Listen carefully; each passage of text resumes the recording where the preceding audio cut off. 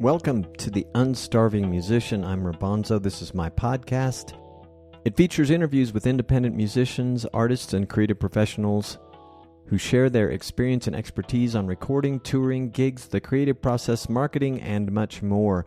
I also drop in solo episodes like this one that focuses on themes from conversations, research, and off-mic interviews that I've had for the podcast. It's a podcast intended to help independent creatives better understand the marketing, business, and creative processes that empower us to do more of what we love, create work, and music that matters. Happy holidays and welcome back from the holiday break. I'm actually on holiday break still as I record this for you.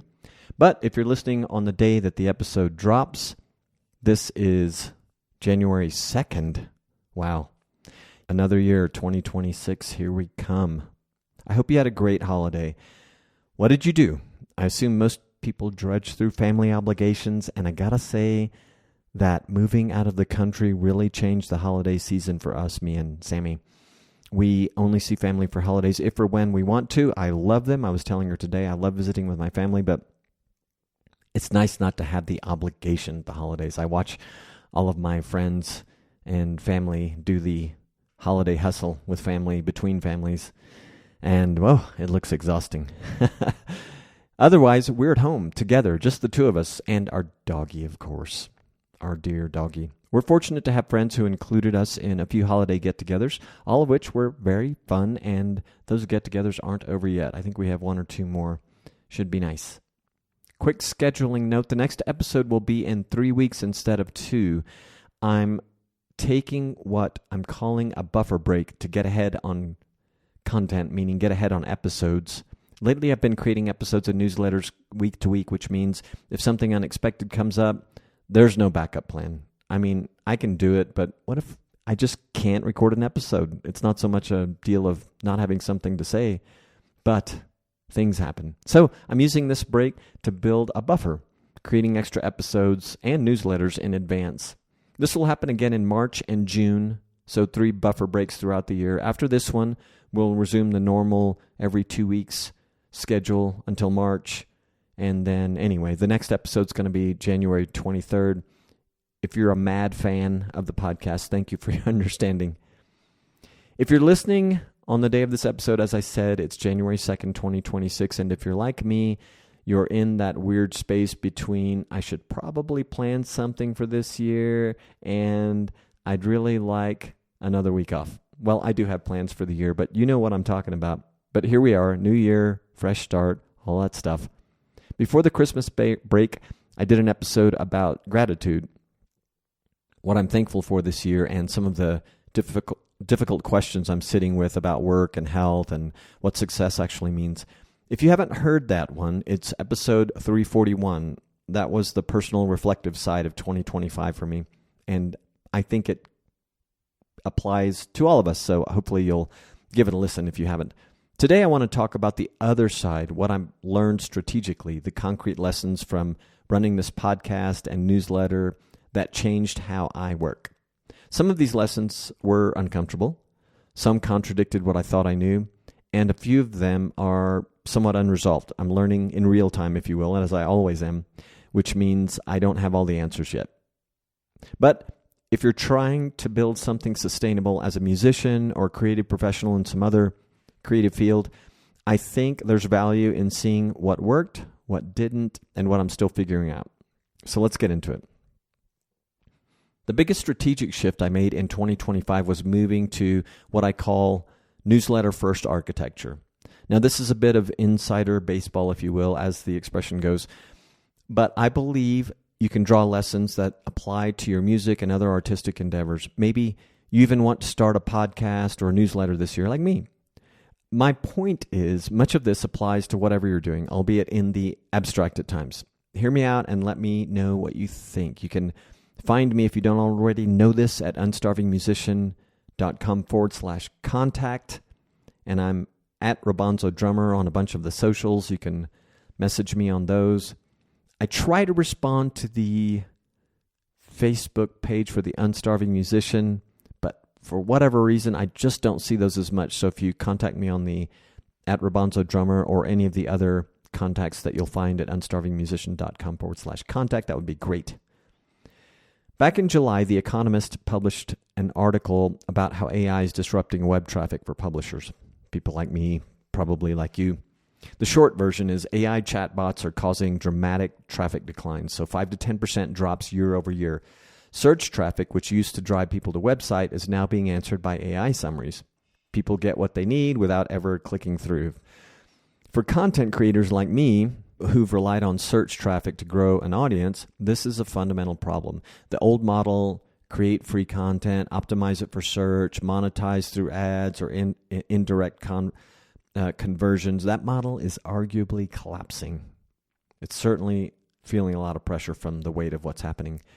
The publishers surviving this shift are pivoting to newsletters, paywalls, and direct audience relationships. If you're a musician, you know what I'm talking about. If you're a painter, you know what I'm talking about. And probably if you're a photographer or any other number of creatives, you know what I'm talking about. They're building what we can call owned audience. People who give you their email address, who choose to hear from you directly, who aren't mediated by an algorithm. So I made a decision. The newsletter is the business. I'm doing air quotes, the business. The podcast is newsletter growth infrastructure. That's a mental shift. That's a mental model shift for me. It means that the podcast's job isn't solely about getting downloads. The podcast's job is to convert listeners into newsletter subscribers by providing high-value content. And the newsletter's job is to convert free subscribers into Liner Notes Insider paid subscribers, again by providing high-value content that you can use in your creative endeavors. Here's what changed in practice. Every episode now gets an email following a specific template. The episode email playbook is what it's called, what I'm calling it. It's not just new episode is live. It's value first. 3 specific insights from the episode in the email itself, then a clear path to get more depth through the newsletter. Episode descriptions shifted from pure SEO optimization to conversion optimization, focusing on making someone want to subscribe to the newsletter rather than just ranking in search. I'm less worried about ranking in search results and more focused on, does this make someone want to subscribe to Liner Notes? And maybe Liner Notes Insider. I started creating content specifically for Liner Notes Insider that can't be replicated in the podcast. Episode 340, the royalty audit framework, includes a complete implementation toolkit, checklists, templates, calculators. That's newsletter content that podcasts alone can't deliver. And here's what surprised me. This works, but it's slower than I wanted. Newsletter subscribers are growing, but not explosively at this moment. I've kind of gone through a recent burst, and it's kind of plateauing, but it's just a slow growth, I should say. Conversion from free to insider is happening, but at a pace that requires patience. The owned audience is more valuable than podcast downloads, but building it takes time. But that's how building anything valuable is. It takes time. My mom used to always tell me that. The uncomfortable part, I had to let go of vanity metrics. Download numbers still matter for some things, guest bookings, credibility, but they're no longer my primary measure of success. That shift felt risky. It still does sometimes. I mean, downloads are important, right? Got to get the listeners to get the interest in the newsletter. But I think this is the right direction. In an AI-saturated world, owned audience relationships are the only defensible asset. Here's a tactical lesson that made a bigger difference than I expected. I updated my guest submission form.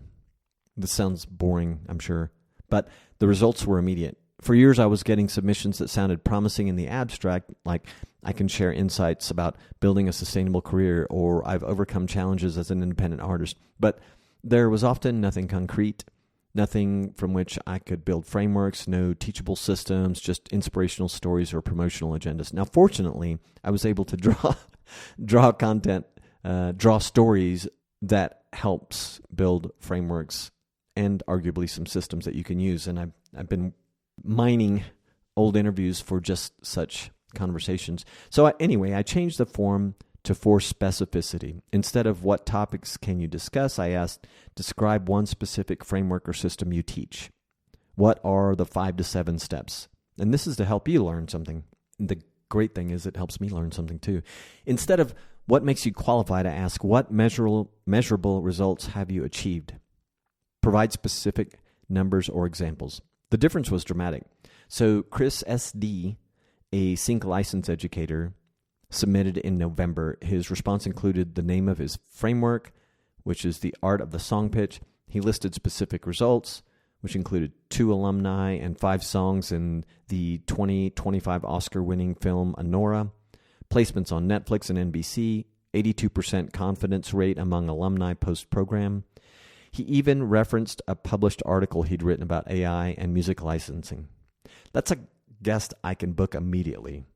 I know what he teaches, I know it works, and I know he can articulate it clearly.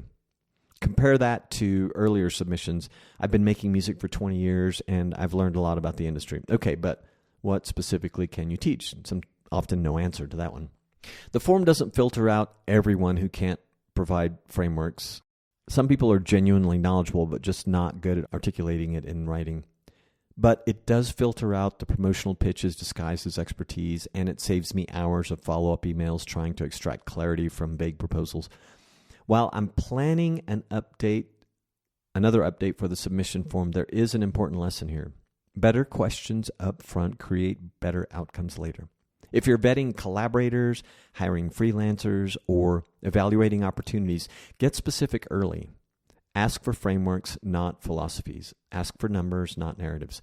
You'll know within 5 minutes whether there's any substance there. Okay, this one surprised me because it's counterintuitive. It's easy to get caught up in thinking systems and creativity are at odds. Systems mean rigidity, templates, doing the same thing every time. Creativity is spontaneity, freedom, following inspiration. But this year I was reminded that systems don't kill creativity, they enable it. I created 3 major systems in 2025. The episode email playbook, which I mentioned, it's a template for turning every episode into a value-first email that drives newsletter signups. The deep dive topics library, it's basically a spreadsheet tracking potential standalone episodes derived from past interviews. The episode production materials guidelines, which are standards for creating episode descriptions, show notes, social media posts, and emails without requiring verification work later, and it supports this whole system. These systems removed decision fatigue from the repetitive parts of my work, which freed up mental energy for the creative parts. And if I've learned anything about myself, it's that I love removing decision fatigue. When I finish an interview, I don't have to reinvent or think too much about how to promote it. I follow the episode email playbook, 30 to 45 minutes, structured process, done. That time used to take closer to a couple of hours and feel scattered because I was somewhat making it up and doing things in random and trying things at random. When I need a solo episode, I don't stare at a blank page wondering what to talk about. I look at the deep dive topics library, pick a topic that's been vetted for value, and I've got my starting point. When I'm creating production materials, I don't have to remember formatting preferences or worry that I'm including unverified or outdated information. The guidelines document tells me exactly what to include and what to leave out. The counterintuitive discovery, more structure gave me more creative freedom. Because I'm not burning energy on how should I format this link or what should the subject line structure be, I have more energy for what's the most interesting way to explain this framework or what question would push this guest deeper. But here's the warning, and I mentioned this in the gratitude episode. You have to watch for the moment when systems become the point of what you're doing instead of a tool. If I ever catch myself, for example, more excited about optimization or optimizing the episode email playbook than I am about the actual conversation with a guest, something's going wrong. Systems should serve the creative work, not replace it, right? So far, I think I'm on the right side of that line, but I'm watching for it. I'm aware and trying to keep an open mind and open eye for it.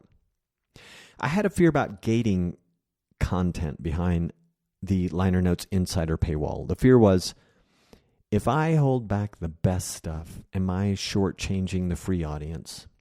Am I being less generous, less helpful? This year I learned no, gating content actually creates better value for everyone. And here's why. When everything is free, nothing has clear hierarchy. It's all just content, right? a fire hose of information with no structure, no entry point, no progression. But when you create tiers, free content, free newsletter, premium newsletter, you're creating a value ladder. Free content drives curiosity. It answers the what and gives people a taste of the how. Premium content drives implementation. Premium content drives implementation. It provides the complete how with tools and templates and systems. And some people really want that. Not everyone, though. Episode 340, the Royalty Audit Framework, was my test case for this approach. The free podcast episode explains the 4 registration systems, the 4-year recovery window, the urgency of unclaimed royalties. It's valuable. You could listen to that episode and take action. But Liner Notes Insider subscribers get the implementation toolkit, the complete audit checklist with direct links to all the registration portals, the metadata management template, the split sheet template, the royalty recovery calculator. The free content makes you aware of the problem and the solution. The gated content helps you actually implement it. And here's what I learned. This doesn't feel like holding back. It feels like respecting different levels of commitment and interest. Some people want inspiration and ideas. The free podcast and newsletters serve that need. Some people want implementation support. Liner Notes Insider supports that need. Creating that distinction doesn't shortchange anyone. It clarifies what's available at each level. Now, I also learned conversion is slower than I wanted. I thought if I created really valuable insider resources, people would upgrade automatically. Some do, but most need time. They need to see the pattern. Some episode comes with these implementation tools if I'm an insider before they commit. This is in addition to insider exclusive content, more implementation guides and systems. That means I have to be patient and consistent. Keep creating the resources, keep demonstrating the value, trust that the right people will upgrade, and they're ready, when they're ready. It's working, but like the newsletter first shift, it requires patience. I used to think I needed a full guest pipeline, always scheduling, always recording, keeping a steady stream of content going. This year I learned one excellent guest creates more value than 3 mediocre ones. Amani Roberts, for example, the music business educator I interviewed in November, generated episode 339, which then generated episode 340, the deep dive royalty audit framework. One conversation became 2 pieces of high-value content plus a complete implementation toolkit for Liner Notes Insider. Jesse Flores, VP at Intercept Music, provided insider knowledge about distribution partnerships and label relations that would be impossible to get from someone without 20 plus years in the industry. His credibility and specificity made the episode immediately valuable. Chris SD, the sync licensing educator, came through a form submission that demonstrated concrete frameworks and verified results. The decision to schedule him was easy because I knew exactly what value he could provide. Compare that to the dozen of submissions I rejected this year, artists promoting their latest single, inspirational follow your dream pitches, vague I can talk about my journey proposals. Sometimes it was entrepreneurs promoting a product or platform without our mutual exploration of what frameworks and teachable systems they could explain. Those rejections saved me time, but more importantly, they preserved the quality standard. Now, I've decided to update the submission process to return to an artist-inclusive one because I feel like it's gotten away from that a bit. Experienced artists have their own framework and systems, but don't necessarily articulate them the same way teachers and industry professionals might. I, however, have learned how and when I can extract framework principles that can provide more episodes and liner note topics that provide value to creative professionals like you. And often, most of the time, these guests actually find the conversation a good exploration for them as well. And hopefully they join us in learning more or hearing about me expanding on things that they may know about already, but just kind of getting some validation. Here's what I realized, though. Quality compounds. Quantity does not. When you publish excellent content consistently, people trust your judgment. They know if the unstarving musician features this guest, they're worth listening to. That trust makes the next excellent guest more valuable because listeners actually tune in. When you publish mediocre content, on the other hand, mixed with excellent content, you train people to be skeptical or wonder. they have to evaluate every episode. Is this one worth my time, or is it another promotional or interview?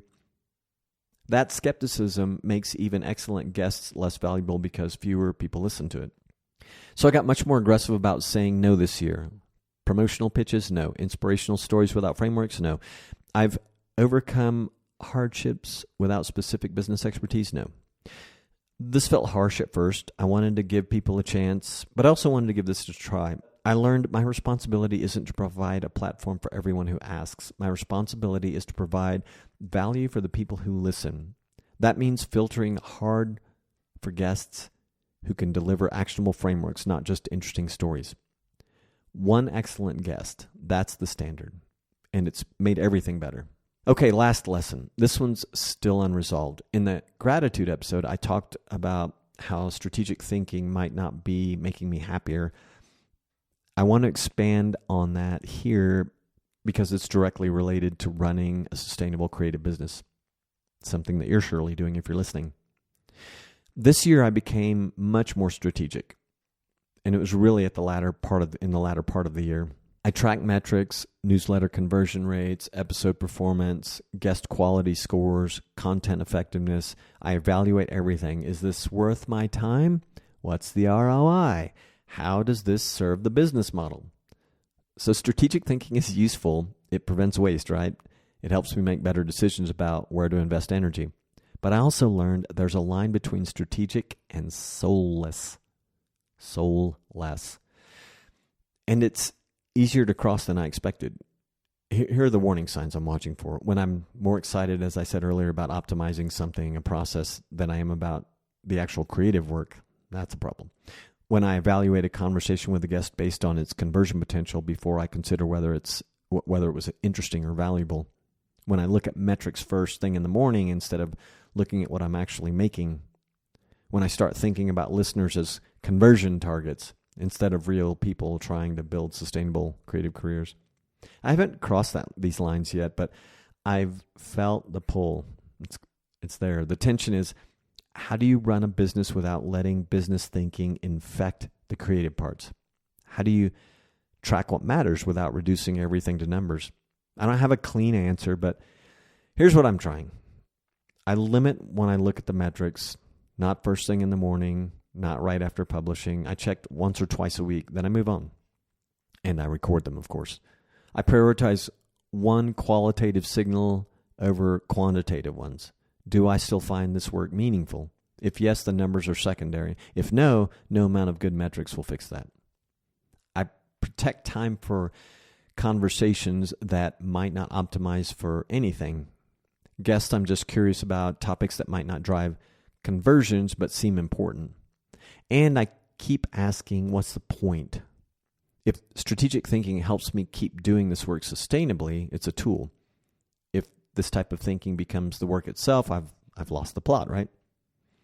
This is the lesson I'm still learning. So if you're dealing with this tension too, trying to build something sustainable without losing why you started, I don't have the answers, but I'm paying attention to the warning signs, as I said. So those are the 6 big lessons from 2025. Remember to listen to or consider listening to my last episode, 341. It will help make more sense of today's episode if today's episode does need more making sense for you.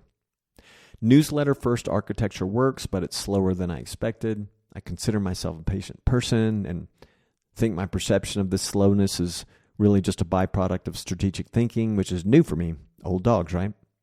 And look, slow isn't bad. Slow is sustainable. I'm learning to trust the process. Better questions up front, filter for better guests. Systems enable creativity when they remove decision fatigue from repetitive work. Huge for creative professionals in music and elsewhere. I've talked about systems in this episode, and you might be asking, how do I create these systems?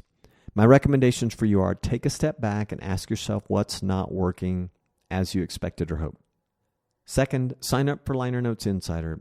It's filled with systems, tools, and resources that I've carefully researched and created. 3, contact me. Chances are I've written about your dilemma. If not, maybe I will. Again, unstarvingmusician.com/contact. Gating content creates better value through clear hierarchy. Guest quality compounds in ways quantity does not. And the line between strategic and soulless is real. You have to watch out for it. And look, I'm living this too. The unstarving musician doesn't pay all my bills. I have other income sources. That's the sustainable model I talked about in the last episode. Structuring your life so you can keep creating without destroying yourself financially. I'd love to hear from you and what you learned in 2025. What changed in how you work? What surprised you? What are you still figuring out? You can reach me through the website, unstarvingmusician.com, or just hit reply to the episode email, or if you're on the liner notes email list, just reply and let me know. Speaking of liner notes, if you want the implementation side of these lessons, the actual episode email playbook template, the guest evaluation criteria, the metrics dashboard I'm using, that's the kind of thing Liner Notes Insider subscribers get. But not because it's secret, but because that's where the how-to lives. You can learn more at unstarvingmusician.com/insider. All right, that's it for the first episode of 2026. Let's make this year about sustainability. Still creating, still showing up, still finding it meaningful. I'm Rabanzo. This is the Unstarving Musician. Thank you for listening. As an independent podcaster, your support means the world to me. You could even say I depend on it. With that in mind, here are some things you can do to help support us. Follow us on your favorite podcast app. Leave us a review on your favorite podcast app. Or shoot me a review by email, rabanzo@unstarvingmusician.com, that I can use on the website. Or just share this episode with a friend. This makes a huge impact on our audience growth. You could also visit our crowd sponsor page at unstarvingmusician.com/crowd sponsor to learn of the many other ways of supporting the podcast, including a quick and easy online tip jar. It's like click, tip, done, easy and super appreciated. You'll find many ways of showing your support there, including through our affiliate partners like Bandzoogle, Kit, Email, formerly ConvertKit, DreamHost, and others. The music you're hearing is New Gods Part 2, the instrumental mix by yours truly. You can hear the full version, download it, or buy it at rabanzo.com. And if all this was too much to remember or process, just go to the show notes for this episode at unstarvingmusician.com to find links to all the stuff talked about in this episode. You can leave us feedback, questions, comments, complaints at unstarvingmusician.com/feedback. Thanks for listening. Peace, gratitude, and a whole lot of love.